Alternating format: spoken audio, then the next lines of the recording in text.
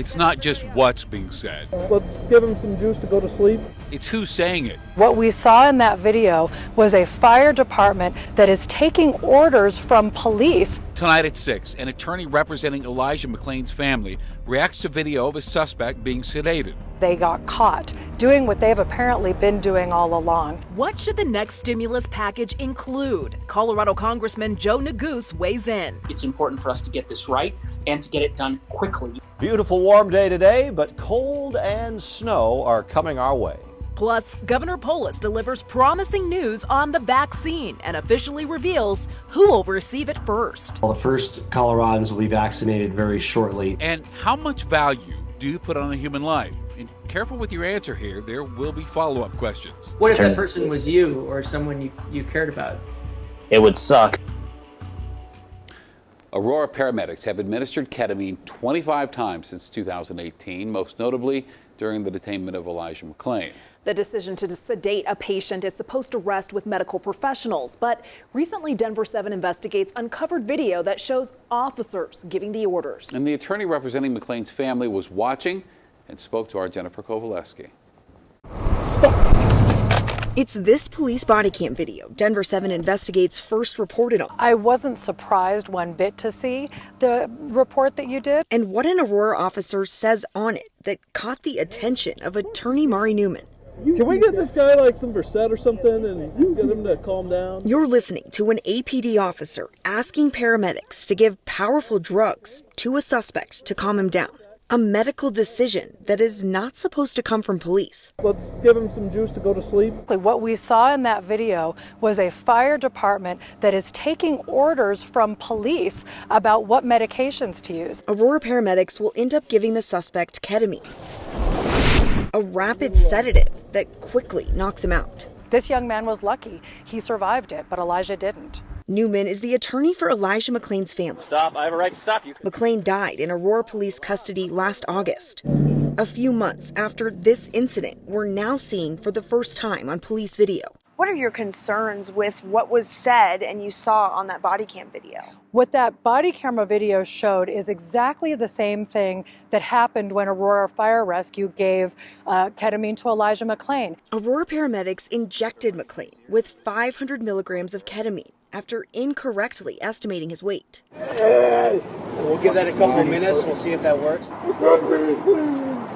The coroner ruled his death undetermined, but couldn't rule out a negative reaction to the drug. To give him a medication for a law enforcement purpose, that's illegal. Aurora police and fire both responded to the newly released body cam video.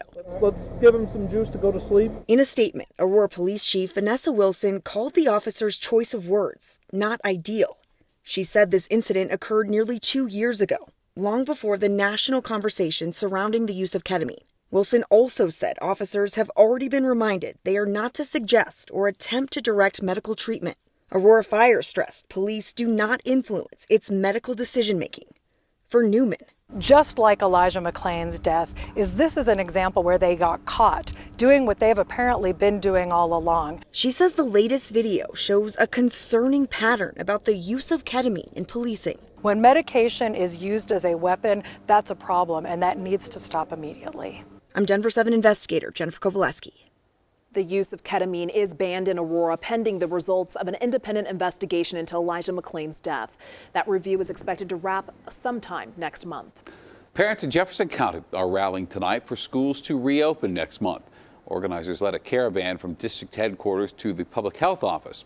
Now, Jeffco's Board of Education is meeting tonight. Now, a discussion on in-person learning is not on the agenda, but we are expecting it will come up all the same. As of this evening, the state health department is monitoring 1,300 active outbreaks of coronavirus. One in particular stands out. One employee of Kiowa County Hospital is confirmed to have COVID-19. 10 others are considered likely to have it. Kiowa was the last county in Colorado to report a case of the virus. A massive jump in deaths as Colorado reports another 149 people who died from the virus. And at this hour, it's not clear if there was a backlog in deaths contributing to that big increase there. Nonetheless, an additional 3,700 cases confirmed today. It's about what we've come to expect over the last week. At fewer than 1,700 hospital beds in use, hospitals are in the best shape they've been in all month.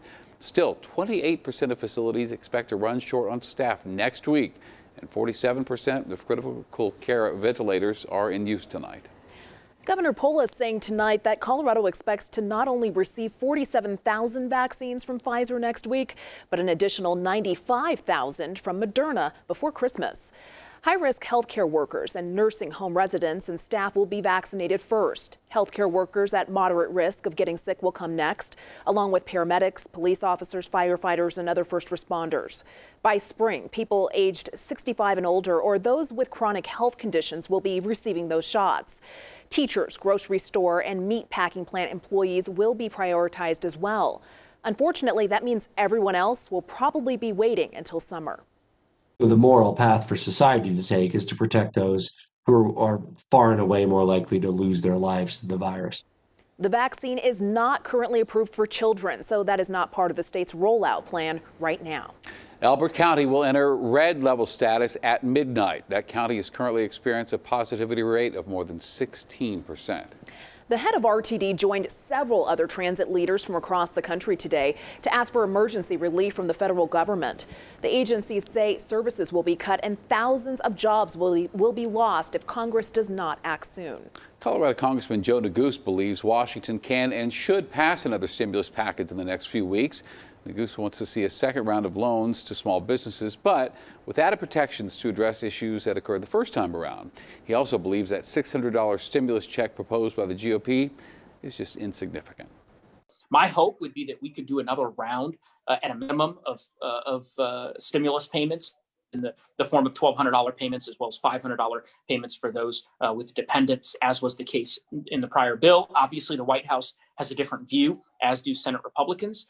We are negotiating that as we speak, and so we'll continue to have, I imagine, a robust exchange of views in the coming days. But it's important for us to get this right and to get it done quickly because the American people are hurting and they're counting on us to deliver. Neguse also wants wildlife relief funds included in this next deal. The congressman will introduce that proposal tomorrow. No disrespect to Neguse, who really does appear deeply committed to supporting wildfire victims, but Denver7 viewers aren't waiting around for Washington to do something. You've already donated almost $300,000 to date, and all week we have been spending your money on the people who need it most. Here for a third day of giving is Russell Haythorne.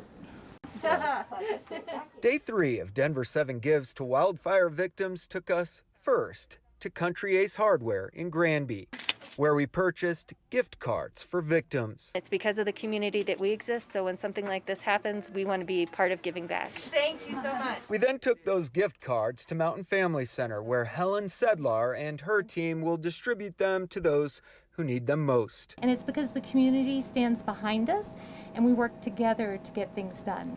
Helen also reached out to Denver7 because of a critical need for work boots. So, with the help of Walmart, Merry Christmas, you guys.